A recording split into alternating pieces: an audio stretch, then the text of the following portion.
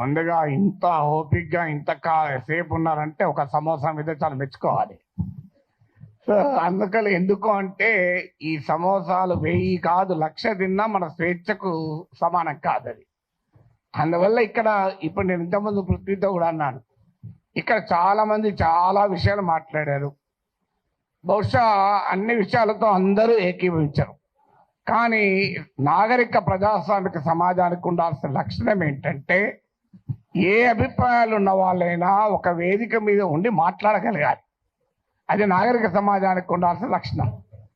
So ఇక్కడ ఉన్న వాళ్ళందరికీ ఒకటే కన్సర్న్ ఏంటంటే స్వేచ్ఛను హరించకూడదు. ఇక్కడ మాత్రం డిఫరెన్స్ ఏం లేదు కదా ఎవరికి. భావ ప్రజ్ఞ స్వేచ్ఛను హరించకూడదు. భారత రాజ్యాంగం కల్పించిన ఆర్టికల్ 19(1)A కల్పించిన భావ ప్రజ్ఞ స్వేచ్ఛను హరించకూడదు. హరిస్తే ఏం చేస్తారు? కేసులు పెడతారు. నేను అన్నాను అరెస్ట్ చేస్తారని భయమా సార్? భయం ఉంటే యాంటిసిపేటరీ బెయిల్ పోతాను, పోలే కదా అన్న. ఇంతవరకు యాంటిసిపేటరీ బెయిల్ పిటిషన్ వేయలేదు, వేయను కూడా. ఎందుకంటే నవ్వుతూ అన్నా, నా జీవితంలో చాలా అనుభవాలు వచ్చాయి, అసెంబ్లీతో సహా. ఒక జైలు అనుభవం రాలే, అది కూడా పోయి చేస్తే నా ఆత్మకథ పూర్తవుతుంది ఇంకో చాప్టర్ అని చెప్పాను. సో అందువల్ల అరెస్ట్లకు భయపడే వాళ్ళం అయితే ఇక్కడ దాకా రాకనే పోయేవాళ్ళం. నేను 30 ఏళ్ల వయసులో యూనివర్సిటీలో అసిస్టెంట్ ప్రొఫెసర్గా ఉన్నప్పుడు Times of India group daily the ఇండిపెండెంట్కు ఒక ఆర్టికల్ రాశారు. అప్పుడు ముఖ్యమంత్రి నెదురుమల్లి జనార్దన్ రెడ్డి పైన glad to see him go అని రాశారు. అప్పుడు చీఫ్ మినిస్టర్ ఆఫీస్ నుంచి వైస్ ఛాన్సలర్ ఫోన్ వస్తే నన్ను పిలిపించాడు. ఏం నాగేశ్వర్, పెళ్ళై 4 ఏళ్ళు అయింది, కొడుకు పుట్టి 1 year కూడా కాలే, ఇప్పుడు మన ఉద్యోగం తీసేస్తే ఏమవుతుంది అన్నాడు. నేను తీసేయమన్నాడు సార్ మీ సీఎంను.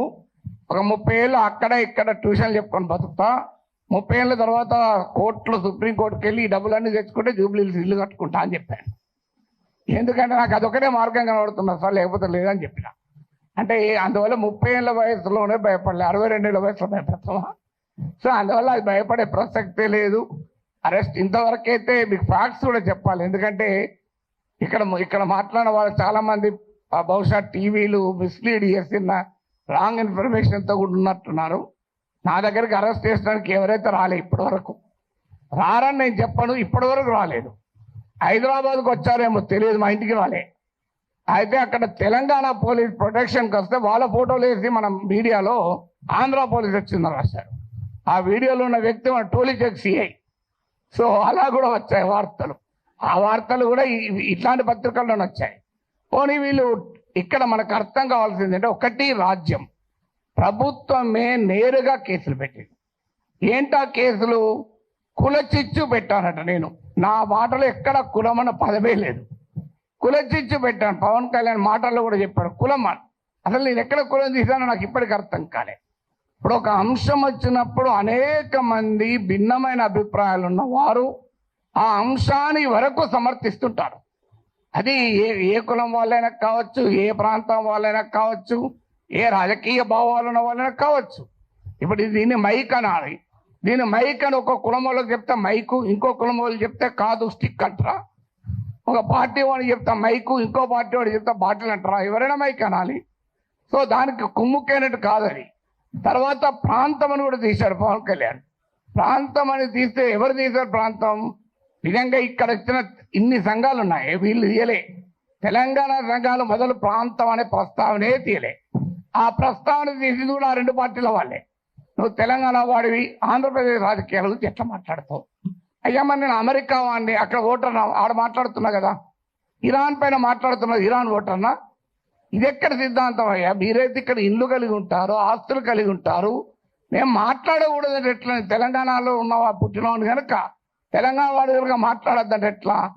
అంటే కులం తీసింది మీరు, ప్రాంతం తీసింది మీరు, మళ్ళీ మమ్మల్ని కులము ప్రాంతం తీశారంటున్నారు. ఎంత ఆశ్చర్యం చూడండి. ఇక అది కులం చిచ్చు పెట్టారని కేసు పెట్టారు, అక్కడ కులం ప్రస్తావన కూడా చేయలేదు. నేను ఇంకో కేసు ఏంటిది, ఈవెన్ నోటీస్ ఇవ్వకుండా కూడా అరెస్ట్ చేయొచ్చు 3 ఏళ్ళు. ఏంటదా అంటే అల్లర్లు సృష్టించేదానికి పనిచేశారట. నేను ఇప్పుడు ఈ ఇన్సిడెంట్ జరిగి 10 రోజులు అయింది. ఎక్కడ అల్లర్లు అయింది? 2 దోమలు కూడా ఎవరు చంపలే, 4 ఈగలు కూడా చంపలే. అల్లర్లు ఎక్కడే? పోనీ 2 కుక్కలు కొట్లాడుకున్నాయా? అరే ఏమో ఏంది ఇది? మీకు అల్లర్లు సృష్టించారు. అదే కాదు, ప్రజా జీవితాన్ని అల్లకల్లోలం చేశారని ఒక కేసు. జోకేంద్రాలు పెట్టిన కేసులు మనకు నవ్వొస్తాయి. మీరు ఎంతమంది చూశారో తెలియదు నాకు ఎఫ్ఐఆర్లు. ఆ సెక్షన్ నేను చూస్తే ఆ లాలోనే ఉంది, this section is not applicable for words అన్నాడు. మరి నేను వర్డ్స్ కాకపోతే ఏం మాట్లాడినా బాంబులు వేసినా.